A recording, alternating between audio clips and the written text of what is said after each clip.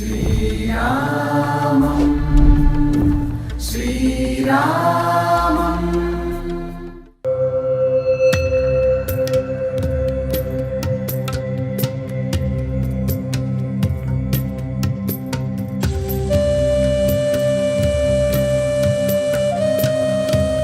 అయోధ్యలో భవ్య దివ్య రామ మందిర నిర్మాణం జరుగుతోంది.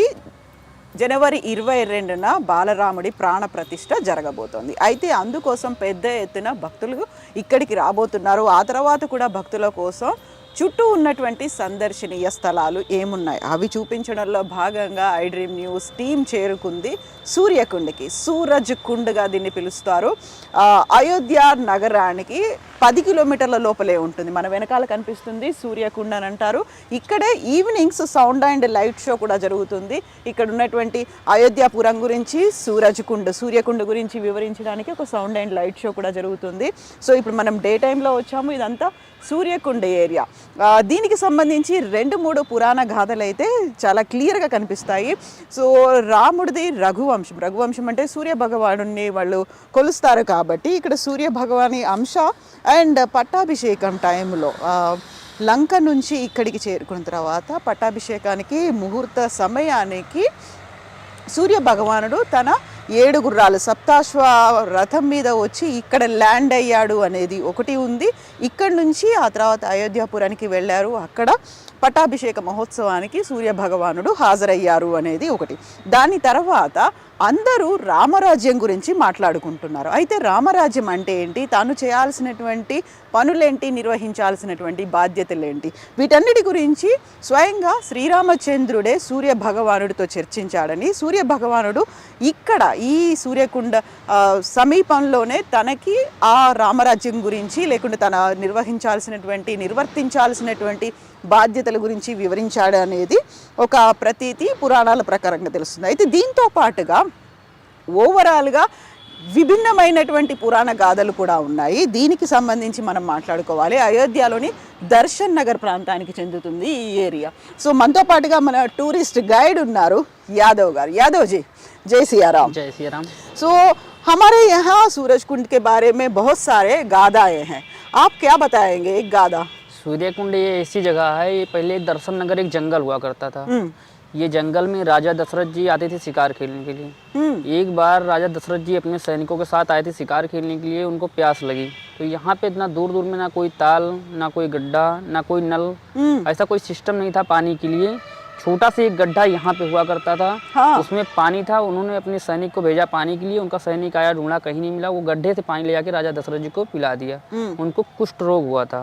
वो कुष्ठ रोग उसी पानी से उनका सही हुआ। हाँ। वो वापसी जब राजा दशरथ जी अयोध्या गए, दशरथ जी का महल है जो अपने महल पे, कैकेयी अम्मा ने उनको पहचानने से इनकार कर दिया कि आप हमारे पति नहीं हैं।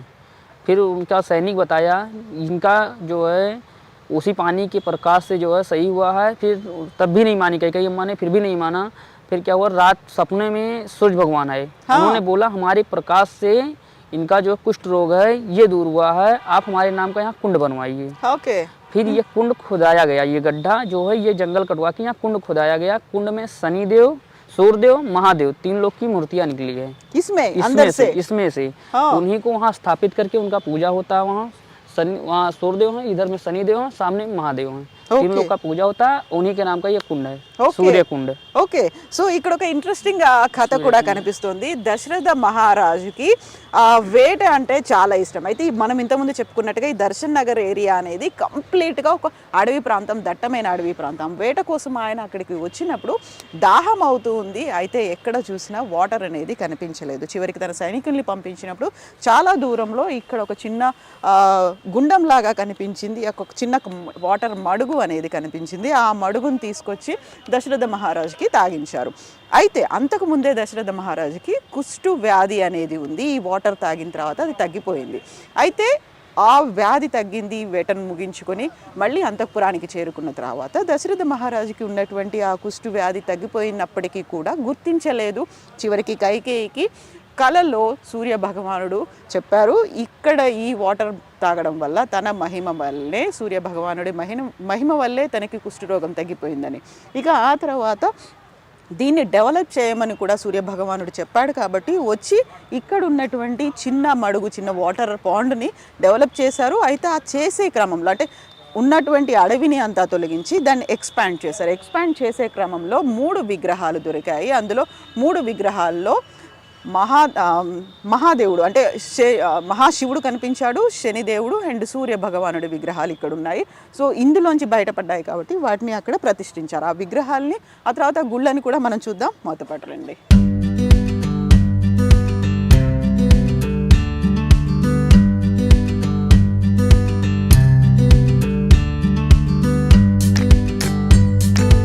మనం ఉన్నాము సూర్య కుండ్ దగ్గర, సూరజ్ కుండ్గా పిలుస్తుంటారు. ఓవరాల్గా హిస్టరీకి సంబంధించి ఉన్నటువంటి మనం ఇంతకుముందు చెప్పుకున్నాం 2-3 రకాల గాథలు ఉన్నాయని.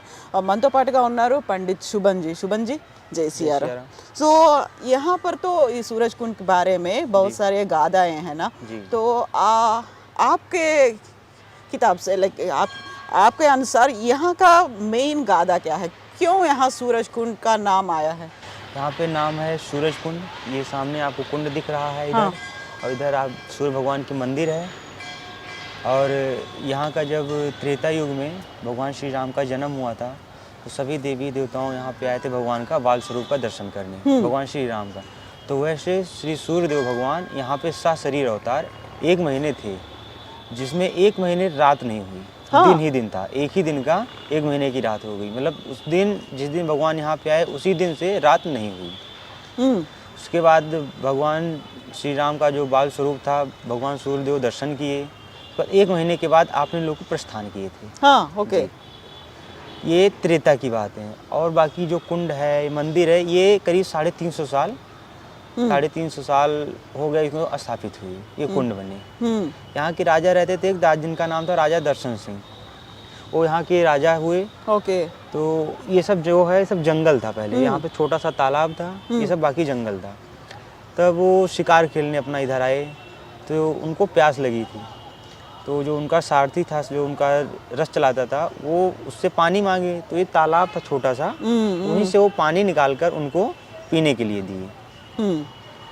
उसके बाद में तो जब राजा जी पानी पिए तो जैसे उनको कुष्ठ रोग था राजा जी को, जो शरीर में सफ़ेद रोग होता है जिसको चर्म रोग कहते हैं वो था। तो उनके शरीर में जहाँ जहाँ वो जल लगा वो साफ हो गया, मतलब सही हो गया।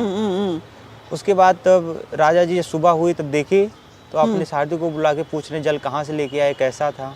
तो लेके आके बताया राजा साहब को कि यहाँ से हम लाए हैं। तो यहाँ पे बहुत गंदा पानी था, तो राजा जी उसका लेप जो मिट्टी उट्टी थी सब निकाल पूरे शरीर में आपने लगा लिए। उसके बाद में जिनको जो कुष्ठ रोग था पूरे शरीर का ठीक हो गया, धीरे धीरे करके उनको जो कुष्ठ रोग था उनका ठीक हो गया। उसके बाद में राजा जी को जो राजमाता थी लक्ष्मी, वो क्या कहते हैं रानी जी, उनका भी मतलब स्वप्न हुआ, और राजा जी को भी रात में स्वप्न हुआ कि जैसे आपका यहाँ पे भला हुआ हमारे लिए, वैसे हमारे अन्य भक्तों का भी भला होना चाहिए। तो ऐसे स्वप्न अपने दिखाए। उसके बाद बताया वहाँ पे जाइए खुदाई कराइए, कुंड बनेगा, वहाँ पे मेरी एक प्रतिमा निकलेगी जो सूर्य भगवान की प्रतिमा छोटी सी है, सूर्य भगवान की प्रतिमा जो मंदिर में स्थापित की गई है। ओके। बाकी ये कुंड है जो इसमें से खजाना निकला है, इसमें से खजाना भी निकला, उसी खजाने से ये कुंड का निर्माण कराया गया और ये मंदिर का भी निर्माण कराया गया। Okay okay. తో మనం ఇంతకుముందు చెప్పుకున్నట్టుగా 2-3 రకాల గాథలు ఉన్నాయి అనుకున్నప్పుడు అందులో ఇంకొక గాథని మనం వింటున్నాం. ఇప్పటిదాకా 2 చూసాం మనం. ఇప్పుడు ఇది ఇంకొక గాథ ఏంటంటే బాలరాముడు ఇక్కడ జన్మించిన తర్వాత రాముడిని చూడ్డానికి అనేది ముక్కోటి దేవతలు వచ్చారు. అందులో భాగంగానే సూర్య భగవాన్ కూడా ఇక్కడికి వచ్చారు. 30 రోజుల పాటు సూర్య భగవానుడు ఇక్కడ ఉన్నాడు. అయితే ఆ 30 రోజుల్లో కేవలం డే టైం మాత్రమే ఉంది. ఆ 30 రోజుల్లో నైట్ టైం అనేది కనిపించలేదు. సో లోకమంతా అప్పటికి అల్లకొల్లోలమైంది. 30 రోజులు కేవలం డే టైం కనిపిస్తుంది, నైట్ టైం అనేది లేదు. కాబట్టి ఆ తర్వాత అందరూ వేడుకున్నారు, దేవతలు వేడుకున్నారు. ఆ తర్వాత సూర్య భగవానుడు మళ్ళీ తన లోకానికి వెళ్ళిపోయిన తర్వాత అక్కడ రాత్రి అనేది కనిపించింది. అండ్ ఇక్కడ దీనికి సంబంధించి ఇంతకుముందు మనకు టూరిస్ట్ గైడ్ యాదవ్ చెప్పినట్టుగా దశరథ మహారాజుడు కాదు, ఇక్కడ ఉన్నటువంటి ఈ రాజ్యానికి చెందినటువంటి దర్శన్ మహారాజ్ ఇక్కడికి వచ్చారు. అతనికి కుష్ఠ వ్యాధి తగ్గిపోయింది. ఆ తర్వాత ఇక్కడి నుంచే విగ్రహాలు బయటపడ్డాయి. అక్కడి నుంచి వచ్చినటువంటి ఖజానానే తీసుకొని డెవలప్ చేశారు అనేది ఇక్కడ ఉన్నటువంటి మరొక గాథ.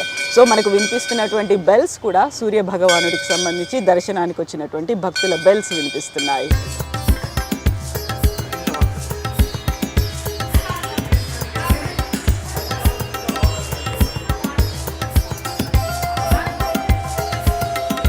సో మనం సూరజ్ కుండ్ గురించి డిఫరెంట్ గాథలు డిఫరెంట్గా ఉన్నటువంటి కథల గురించి తెలుసుకున్నాం. ఇప్పుడు మనకి ఇంకో కథ కూడా చెప్పడానికి సియారాం తివారీ గారు ఉన్నారు. సియారాం తివారీజీ, జై సియారాం. जय श्री राम। జై సియారాం. बोले श्री सूर्य भगवान की। జై. ये श्री सूर्य भगवान की तपोभूमि है। ये पौराणिक स्थल है, मान्यता प्राप्त कुंड है। ये भूमि जो है बहुत ही महत्वपूर्ण है। ये श्री सूर्य कुंड उस समय का है जिस समय त्रेता युग में राम जी का जन्म था। रामायण में लिखा हुआ है बालकांड में, मार्च दिवस का दिवस है वो मरम न जाना कोई, रवि समेत रथ क्यों निशा कौन विद होय। राम जी के जन्मोत्सव में 33 कोटि देवता रहे थे, आकाश मार्ग थे। त्रिसूर्य भगवान का रथ आ रहा था। त्रिसूर्य भगवान का रथ सभी देवताओं के रथ के आगे चल रहा था प्रकाश करते हुए, क्योंकि 33 कोटि देवता थे, प्रकाश की विशेष आवश्यकता थी। त्रिसूर्य भगवान ने रथ को आकाश मार्ग में रोक दिया। राम जी के जन्मोत्सव में खुश होकर के 1 महीने तपस्या किया, क्योंकि भगवान प्रभु राम जी के जन्मोत्सव में 33 कोटि देवता थे, मनुष्यों को कोई गणना नहीं कितने मनुष्य थे। प्रभु राम जन्म समय जान ब्रह्मादि पधारे, धाये सूर्यचढ़ विमान देव बधू करत गान, शीतल सुगंध पानी धवल ने उर्धारे। भगवान राम जी का जन्मोत्सव देखने के लिए संसार के जितने देवता थे सभी अयोध्यापुरी को आए हुए थे। देवियाँ मंगल गान को गाती थीं और माँ सरजू जी का जलदूत के सामान निर्मल उज्ज्वल धारा बहने लगती है। वेद मंत्र शोध शोध कर पुराण सब संत और संत को भेद को बताते हैं। ज्योतिषी लोग विद्वान लोग वेदों में गणना करते हैं, कहते संसार के पालनहार का अवतार हो गया है। इसलिए सूर्य भगवान ने 1 महीने का दिन कर दिया कि भगवान प्रभु राम जी की 6 दिन की छठी हो जाए, 12 दिन की बरही हो जाए, 1 महीने की शुद्धिकरण हो जाए, यानी कि जिसमें हिंदू में संतान होने पर नाम रखा जाता है राज का। 1 महीने का दिन कर दिया, किसी को नहीं मालूम 1 मार्च के 1 दिन हुआ। इधर कलयुग में अयोध्या के महाराजा दर्शन पैदा हुए, श्री सूर्यवंशी अयोध्या नरेश, उन्होंने इस कुंड का निर्माण कराया। प्राचीन समय में जंगल था, महाराजा दर्शन यहाँ पर बाघ सिंह का शिकार करने के लिए आए थे। राजा को प्यास लगी, राजा ने नौकर से कहा कहीं से जल का प्रबंध करो, प्यास लगी है। नौकर बोला महाराज जंगल में कोई कूप बावली तो है नहीं, जल कैसे मिलेगा।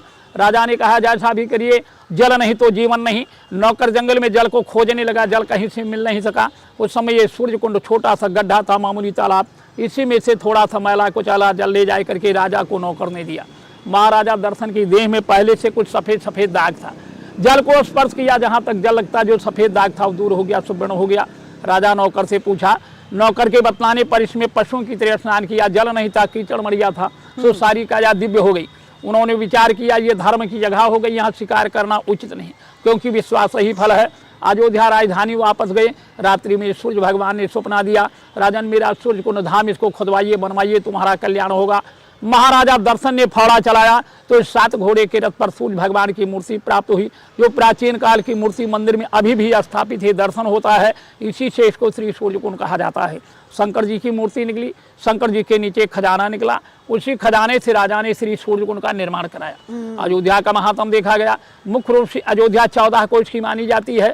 श्री अयोध्या में 360 तीर्थ 5989 मंदिर पाएगी।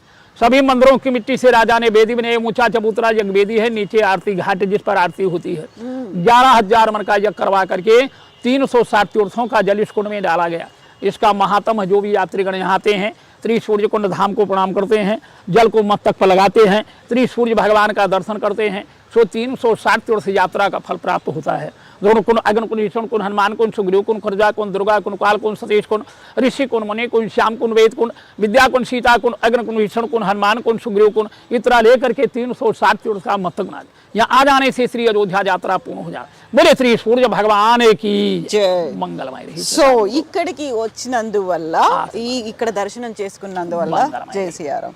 సో ఇక్కడ సూర్యకుండకు వచ్చి దర్శనం సూర్య భగవాను చేసుకున్నందువల్ల అయోధ్య దర్శనం అనేది ఒక పరిపూర్ణం అవుతుంది. సో సేమ్ అలా అదే కథ, కాకపోతే సూర్య భగవానుడు పైన ఆకాశంలోనే తన అశ్వాల్ని తన రథాన్ని ఆపి వచ్చారు కాబట్టి, సూర్యుడు అడ్డంగా ఉన్నాడు కాబట్టి అక్కడ కనీసం ఇటువైపు రావడానికి చీకటి అనేది కాకపోవడం, ఇలాంటి కథలు అన్నీ ఉన్నాయి. అందులో ఇది ప్రత్యేకంగా ఇంకొక కథ కనిపిస్తుంది. బట్ ఒక పరిపూర్ణం అవడానికి మాత్రం ఇక్కడికి వచ్చి దర్శనం చేసుకుంటే అయోధ్య యాత్ర అనేది పరిపూర్ణం అవుతుంది అనేది పండిత్ సియారాం తివారీ గారు చెప్పినటువంటి మాట. సో ఈసారి మీరు కనుక ట్రావెల్ ప్లాన్ చేసుకున్నట్టయితే, అయోధ్యలో రామ్ లల్లాల్ని చూడాలి అనుకున్నట్టయితే సరౌండింగ్లోనే అంటే లెస్ దాన్ 10 కిలోమీటర్స్ ఉన్నటువంటి సూరజ్ కుండ్ని మిస్ చేయకండి.